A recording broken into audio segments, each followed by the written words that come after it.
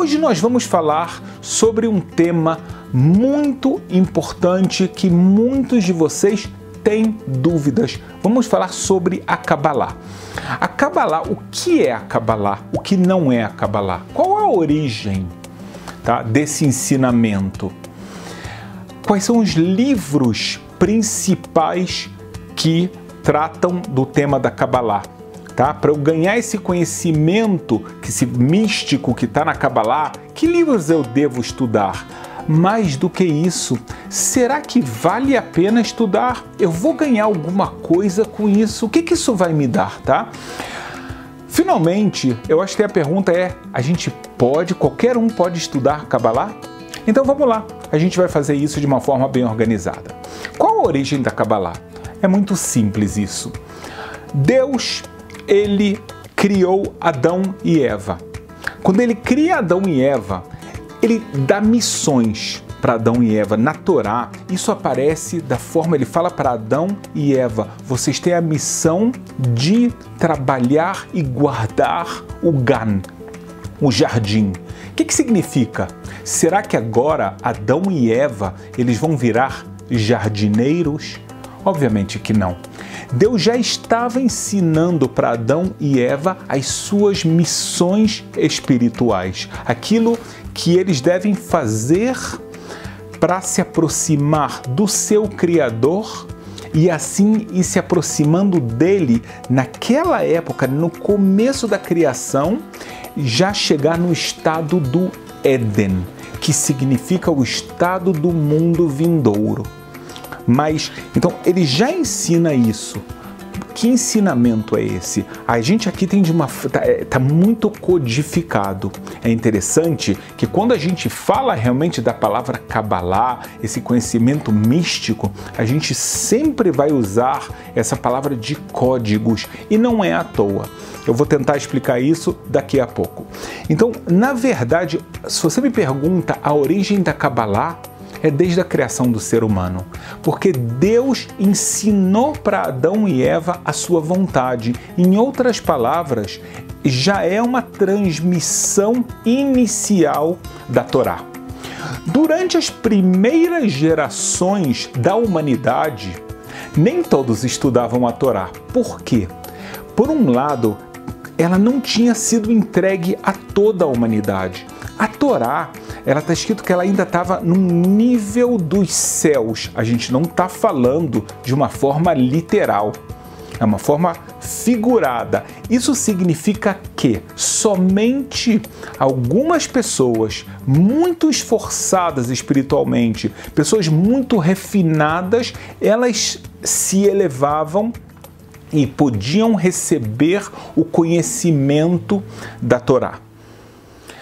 E isso, a Torá, ela fala de uma forma muito curiosa. Se você estudar, não ler, estudar a Bíblia, é muito importante entender a diferença. Tá? Ali a Bíblia não é um gibi, a Bíblia não é um livro para você de leitura, para você, sei lá, não é um Harry Potter e também é Cabalá, tá? Mas ela é um livro que você tem que se aprofundar, porque é um conhecimento divino. Então, uma das coisas muito curiosas é que a Torá, ela fala Adão, quem são os filhos dele? Então, no começo a gente sabe que tinha Caim, Abel e depois Shet. Depois disso, Shet pode ter tido muitos filhos. A Torá vai se referir a um. E depois, só a um. O que é isso? Eram os justos de cada geração que eles estavam transmitindo, eles estavam recebendo e transmitindo o conhecimento que Deus deu para eles. Até chegar a Noar. Noar teve um filho que ele recebeu sobre si a missão já de difundir mais. Por isso, Shem e o seu filho Ever, eles fizeram uma casa de estudos. Essa casa de estudos de Shem e Ever, tá? É o que a gente chamaria hoje de uma yeshiva. Ela, mais do que tudo, ensinava os segredos místicos do mundo. Ainda temos que entender o que significa isso. mas a gente está vendo que há uma tradição que ela começa de Deus para Adão e ela vai sendo transmitida fielmente a cada geração. Não tem aquela história de quem conta um conto aumenta um ponto. Por que não? Porque a gente está falando de pessoas muito próximas a Deus. Muito bem, então isso a gente sabe que isso vai seguindo, ainda não de uma forma completamente popularizada, então vai passar para Abraham, 10 gerações depois, óbvio, com pessoas no meio, Yitzhak, Yaakov, por exemplo, veja que coisa interessante, Yaakov, ele está fugindo do irmão dele, ele passa 14 anos na yeshiva de Shem e Ever, os filhos e neto de Noah, estudando Torá. Ele já fazia isso antes porque a Torá fala que Yaakov era um homem puro e que sentava na cabana, a cabana da Torá. Muito mais conhecimento místico do que qualquer outra coisa, porque, veja bem, a Torá ainda não tinha sido entregue. Ou seja, o que significa isso? Mais uma vez, para deixar bem claro, a Torá, ela era entregue de uma forma pessoal e não geral, tá? Quando isso mudou, acertou. Isso mudou no Monte Sinai. Quando Deus se revelou no Monte Sinai, ele entregou 2 Torot. Torot é o plural da palavra Torá. A Torá escrita e a Torá oral. A Torá escrita a gente conhece, naquela época até o Monte Sinai, foi o que aconteceu desde a criação do mundo até a entrega da Torá. A continuação foi dada durante os 40 anos no deserto. Ao mesmo tempo, Moisés recebeu a Torá oral. A Torá oral, eu não vou entrar agora em todos os temas dela, mas ela envolve muito mais conhecimento do que a Torá escrita. Ela elucida, aprofunda e dá regras à Torá escrita. E ela tem a parte essencial, que é a Cabalá. A Cabalá, quando Deus dá a Cabalá para o povo judeu, o que ele está dando? Qual o conhecimento que ele está dando que é tão importante? Agora, então, a primeira coisa que a gente entendeu é a origem disso. A origem, se a gente fala de uma forma sincera, a origem é divina. Quando foi dado formalmente no Monte Sinai? Só que antes já havia essa transmissão, como eu expliquei, de geração a geração. Muito bem, a partir de agora já há a transmissão da Cabalá de uma forma, pela entrega da Torá, de uma forma geral. Porém, pelos os temas da Cabalá serem muito profundos, exigirem da pessoa um entendimento correto, e qualquer falha de entendimento pode ser muito grave. Então, quando Deus ensina a Moshe, ele ensina a ele como transmitir os ensinamentos de Cabalá. Então vão ter regras. Essas regras vão levar, antes a pessoa tem que ter uma base bíblica, uma base talmúdica e assim por diante. Alguns temas que a pessoa tem que se construir. Por quê? Porque agora quando ela chegar ao texto da Cabalá, ela vai ver que aquilo que está escrito nem sempre é o que parece. Está codificado. O texto está codificado. É muito interessante porque a Torá é chamada a parte oculta da Torá. Mas como oculta? O livro ele está na estante de qualquer casa, qualquer pessoa pode estar. Então, onde está oculto? Vale a pena você não se confundir. Quando a gente fala oculto, a gente não está falando de algo das trevas, a gente está falando de algo que está encoberto, porque não vale a pena. Nem sempre vai ser bom para qualquer pessoa, tá? Então, quando a pessoa lê o texto, ela tem que aprender a decodificá-lo corretamente. Eu posso afirmar categoricamente que qualquer pessoa que se aprofundou no Talmud, em todos os seus tratados, quando ele lê a Cabalá no original, ele tem outro nível de entendimento e de absorção. Fica completamente diferente. A pessoa que ainda não passou por essa experiência, ela nem vai entender o que eu estou falando, mas é muito importante. O Talmud, ele vai te ensinando regras de uma forma e de outra, que no final das contas vão te fazer entender corretamente e profundamente os conhecimentos da Kabbalah. E que conhecimentos são esses? Veja que coisa importante. A Torá, ela não é simplesmente um livro de leis, somente 613 mitzvot, preceitos e acabou, e as 7 mitzvot, preceitos noéticos. A Torá, ela quer te ensinar sobre a essência de Deus, quer que você entenda Ele, o que é Deus de uma forma profunda. Como você pode se conectar com Ele? Quais são os instrumentos, as ferramentas que Deus colocou no seu ser, em você, que tornam isso possível? Então ela está tratando de temas muito profundos, como Deus rege o mundo, e do momento que você entende isso, você já vai aprender como você deve atuar. É um conhecimento da essência de Deus, do universo e do ser humano. Talvez é a parte mais fascinante que tem na Torá. Eu posso afirmar que depois de dezenas de anos de estudo, o estudo da Kabbalah, ele realmente fascina e ilumina de uma forma inimaginável, tá? Quais são os livros que uma pessoa vai conhecer para estudar a Kabbalah? Os livros de Kabbalah. É interessante, as pessoas não sabem, mas um dos livros que tem muitos segredos de Kabbalah, mas estão mais ocultos que os livros clássicos, é o Talmud. Não todas as partes do Talmud, partes selecionadas do Talmud possuem segredos impressionantes. Eu gosto muito de dar o exemplo, por exemplo, quando o Talmud faz a pergunta: o que os mortos sabem sobre o que acontece nesse mundo, tá? Esse é um exemplo muito interessante que o Talmud discute. Ele vai falar de pessoas que sabem mais, sabem menos, porque um conhecimento espetacular. Além disso, a gente vai começar depois a entrar nos livros propriamente de Kabbalah, o Zohar. O que é o Zohar?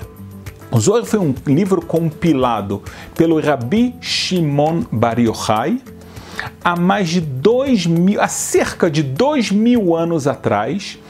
O Rabi Shimon Bar Yochai já entendeu que era importante que mais pessoas tivessem acesso a Kabbalah, que isso ia iluminar e era uma necessidade já no mundo dele. O Rabi Shimon Bar Yochai, ele é uma dos elos da corrente dessa transmissão. Ou seja, não é que o Rabi Shimon Bar Yochai, um rabino muito elevado e muito sagrado, que ele inventa da cabeça dele um conhecimento místico. De forma alguma. Eu comecei essa live falando para você que Deus transmitiu o conhecimento. O Rabi Shimon Bar Yochai, ele é parte dessa transmissão, mas de uma forma que ele transmite explicando mais, tá? E ele, por ter um nível de inspiração divina que se chama em hebraico Ruach HaKodesh, então ele tem algumas mensagens a mais especiais que ele vai transmitir para os seus alunos. E daí sai o livro, o Zohar. Durante a história, houveram outros livros que foram sendo explicados cada vez mais. Eu não vou deixar de falar para você que a gente também tem um livro anterior ao Zohar, anterior mesmo ao Talmud, que é o Sefer HaYetzirah, o livro da criação, que muitos dizem que a autoria é Avraham Avinu, o nosso patriarca Abraão. Como pode ser? A gente já explicou no começo dessa live. Nós explicamos que a Kabbalah, ela era transmitida de geração a geração, tá? Então a gente vai ter o Sefer HaYetzirah, a gente vai ter o Zohar, posteriormente, tá? Eu vou dar um belo salto histórico, porque não dá para falar de todos os livros. Entra o Arizal, o Rabi Yitzhak Luria, que na sua geração ele faz o mesmo trabalho que o Rabi Shimon Bar Yochai. Ele viveu há cerca de 500 anos na cidade de Safed Tzfat, em hebraico, norte de Israel. E ele tinha um grupo de alunos muito elevados que compilaram fielmente, especialmente o Rabino Chaim Vital, os ensinamentos do seu mestre. Então, a Kabbalah, ela ficou de uma forma organizada, vindo do Zohar até o Arizal, e através da organização da Kabbalah que fez o Arizal, é que a Torá foi sendo espalhada, difundida e explicada até o dia de hoje. Durante esse processo, rabinos como o Rabi Moshe Chaim Luzzatto, o Ramchal, ele trata muito do tema de Kabbalah, o Gaon de Vilna e assim por diante, e livros até cada vez vão mais explicados e mais detalhados até a geração de hoje. Que temas a Kabbalah traz? Será que vale a pena eu estudá-los? A resposta é que não. É uma obrigação você estudar. Você vai estar perdendo o melhor da festa. Mas aí você pode falar, mas eu não entendi muito bem.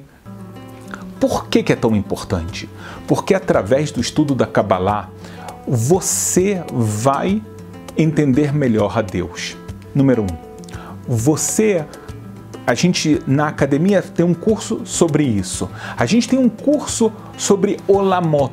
O que é isso? É a forma como Deus criou o universo. Então você entende muito melhor o mundo de Deus. Você quer entender ainda mais? Aí você vai pegar o tema da Sfirot, que, por exemplo, nós desenvolvemos isso no curso A Luz do Zohar, onde você vai entendendo o que é cada atributo divino, como ele é revelado nesse mundo, até o segredo das letras, que é a forma como um atributo, uma sfirá, é levada à prática nesse mundo.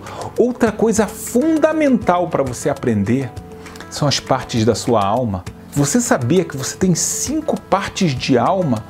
Você consegue utilizá-las, você consegue elevá-las. Se você entender, os benefícios podem ser muito grandes. E aqui eu vou te falar uma coisa. Quer dizer, Rabino, muitas pessoas perguntam, se eu estudar a Kabbalah, então eu vou ter sucesso, eu vou ser rico, eu vou conseguir uma vida amorosa satisfatória e assim por diante? Então a resposta é a seguinte: se você pensa que a Kabbalah é um livro do Harry Potter, vai tirando o seu cavalinho da chuva, de forma alguma. Porém, ou seja, mágica não há. Conhecimento verdadeiro e embasado, sim. Quando você aprende as suas forças, quando você aprende como Deus rege o mundo, agora você tem muito mais possibilidades de utilizar esse potencial e se aproximar de Deus, se aproximar da sua felicidade. Qualquer um pode estudar Kabbalah? Não. Qualquer pessoa bem orientada deve estudar a Kabbalah. A Kabbalah, para ser absorvida, estudada, ela necessita de alguém que realmente entende, fala o aramaico, estuda o original, pode te mostrar as fontes, não para você não pensar que está sendo enganado, mas para você estudar o original e não modismos e não vendas, porque eu tenho certeza que a pessoa que vai para esses modismos, vai para os cabalas e não para Kabbalah, prometem 1000 coisas, a pessoa pensa, e eu posso falar, tenta fazer uma estatística, não vão ter resultados. Porque as pessoas estão pensando que elas vão ter atalhos mágicos. O belo é quando você aprende, absorve, você agora sabe o esforço, o trabalho que você tem que fazer para alcançar os seus objetivos reais e encontrar de uma forma clara e verdadeira a sua felicidade. Então eu quero falar aqui para você, é muito importante a gente entender todos esses conceitos da Kabbalah.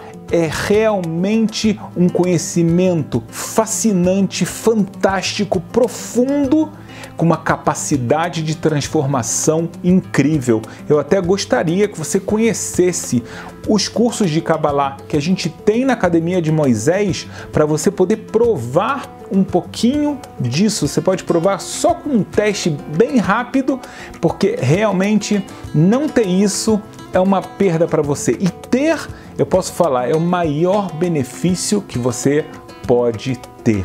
Shavua Tov, que alegria que a gente sempre está junto.